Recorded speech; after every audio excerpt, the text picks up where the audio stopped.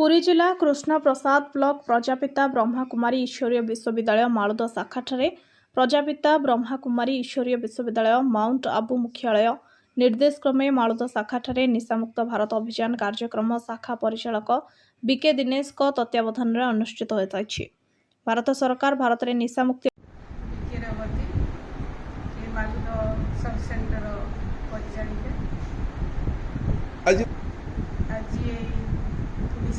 निशामुक्त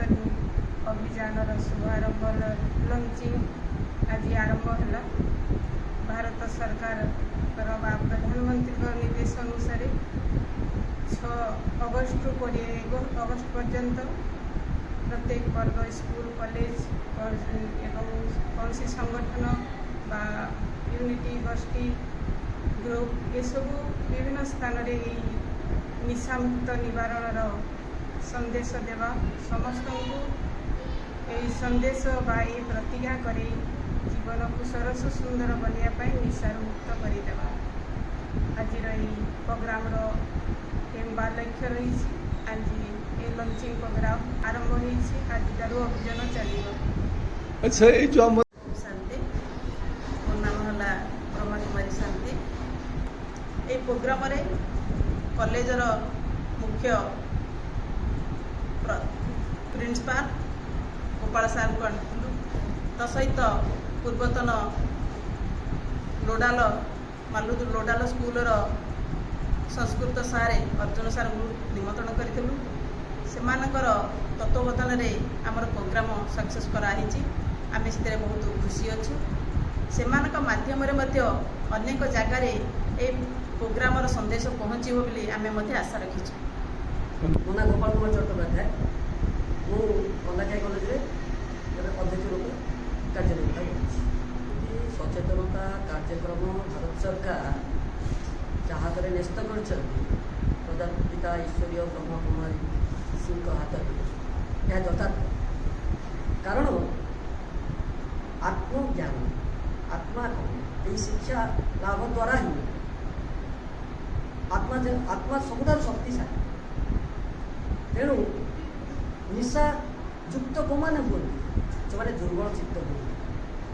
तेणु जोग माध्यम एवं उचित शिक्षा माध्यम मु कौन एवं यही संस्थार सबुठ बड़ कथा ये शिक्षा दी जाए चरित्र गठन माध्यम चरित्र गठन मूल गोटे भित्ति हूँ सबुआड़ चरित्र विकास से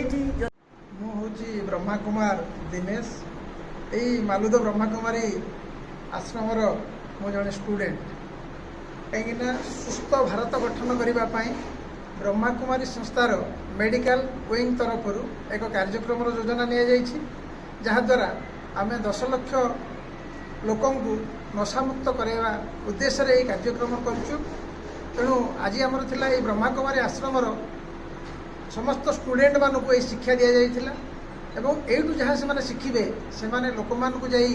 विभिन्न स्कूल विभिन्न कॉलेज बा विभिन्न कृषक छात्र समाज एमानकर परिवर्तन करने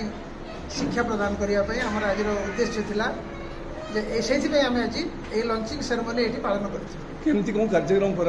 कार्यक्रम में मुख्य अतिथि भाव कंदाखाई कला विज्ञान उच्च माध्यमिक विद्यालय अध्यक्ष गोपाल कुमार चट्टोपाध्याय जोग देथिबा बेले सम्मानित अतिथि भाव अर्जुन कुमार साहू वरिष्ठ सांबादिक प्रताप हरिचंदन मुख्य वक्ता राजयोगिन ब्रह्मा कुमारी रेवती मंच उपस्थित होगा बेले बीके शांति बीके भारतीय अतिथि मानक उत्तरीय चंदन टीका दे स्वागत करथिले। उपस्थित समस्त व्यक्ति को चंदन टीका दे स्वागत करथिले। अतिथि माने विकसित भारत विकसित ओडिशा पाई प्रत्येक व्यक्ति निशा ठारू दूरे रही अर्थनैतिक विकास रे निजर योगदान पाई परामर्श